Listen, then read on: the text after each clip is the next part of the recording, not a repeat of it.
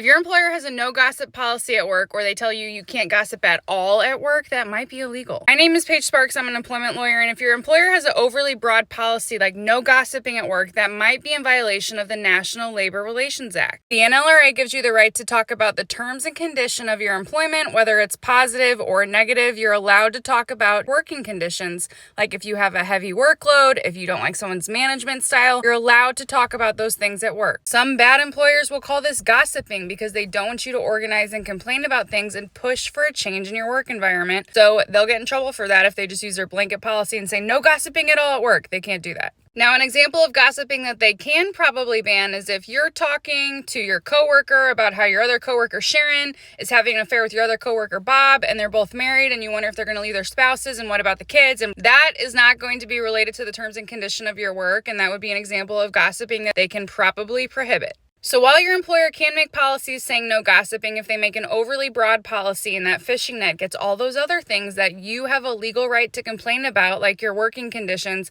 that's when they should be concerned that they probably are violating the act. If you think your employer is violating the act, you can report them to the NLRB online. They will do an inquiry and investigation. They're going to want to see the policy and handbook, so have that ready to submit with your complaint. Just having a policy that violates the act is not going to get you a bunch of money, unfortunately, most likely. But what I normally see that these turn into cases is, as an example with our gossiping policy here, let's say you were complaining about your workload and you got written up for no gossiping. That is a violation of the act to be disciplined for something you have a legal right to do, and I would turn them into the NLRB for that. You also don't need a lawyer to make a complaint for this, but I always think a lawyer can help if you can find one on contingency. Most of us don't require any money up front. Keep this in your back pocket next time your employer tells you that you can't gossip.